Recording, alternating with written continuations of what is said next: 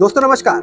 अक्सर विवादों में रहने वाला ईवीएम एक बार फिर से सुर्खियों में आ गया, तब जब एक प्रोग्राम के दौरान विश्व के जाने माने टेक्नोलॉजिस्ट और सबसे अमीर शख्स एलोन मस्क ने ईवीएम का एक मजाक ही नहीं बनाया बल्कि भिगा भिगा के मारा। एलोन मस्क ने खुलकर कह दिया कि इलेक्शन बैलेट पेपर से ही होने चाहिए, ईवीएम को तो चुटकी में हैक किया जा सकता है, इसकी कोई विश्वसनीयता नहीं है। I wish, in my view, we should only do paper ballots, hand counted. That's it. दोस्तों आप ही सोचिए, दुनिया में टेक इंडस्ट्री का किंग ये बात बोल रहा है कि ईवीएम हैक हो सकता है, वो भी चुटकियों में, तो हम इन नेताओं के बेतुके ज्ञान पर विश्वास कैसे करें जिन्हें शायद एंड्रॉयड फोन तक ठीक से चलाना नहीं आता। और चुनाव आयोग के वो लोग जिन्हें चुनने के लिए सरकार को कितनी मशक्कत करनी पड़ी, मुख्य चुनाव आयुक्त की चयन समिति से भारत के मुख्य न्यायाधीश को बाहर किया गया और उसकी जगह अपने ही कैबिनेट मिनिस्टर को जगह देकर अपने मनपसंद चुनाव आयुक्त को चुनने की राह आसान बनाई गई।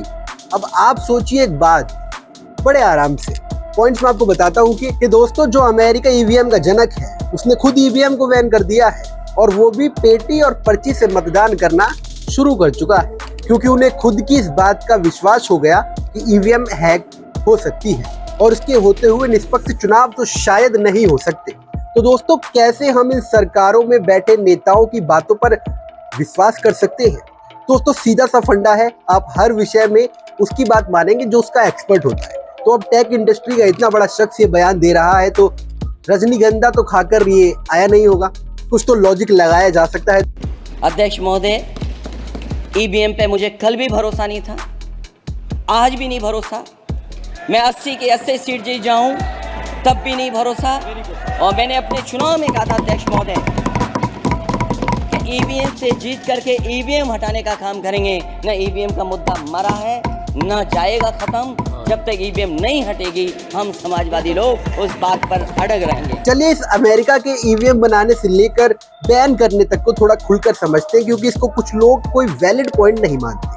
सोचिए आप किसी दुकान से फोन लेने गए और फोन वाला खुद कह रहा है कि ये फोन में बी ग्रेड का माल लगाया है और 2 महीने भी मुश्किल नहीं चलेगा, लेकिन आप जिद कर रहे हो कि नहीं नहीं मैं तो यही लूंगा।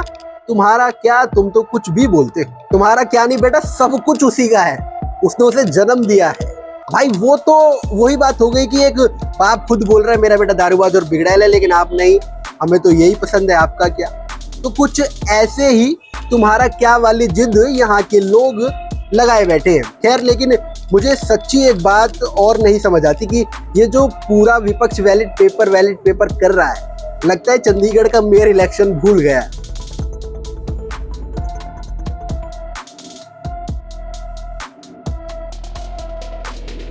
महारथी ने कारनामा कर दिखाया था। हाँ, ये बात अलग है कि बाद में उसे भी सुप्रीम कोर्ट ने कुछ दिखाया था। दोस्तों ईवीएम के लिए बीजेपी कितनी तत्पर है, जान दे देंगे इसके लिए, क्या बात कर रहे हो आप? ठीक है।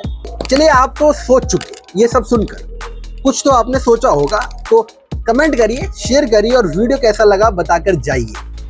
मजा आया और मैं ये जो मजा है हिंदुस्तान के हर व्यक्ति को देना चाहता हूँ। फिर चाय का है, रुक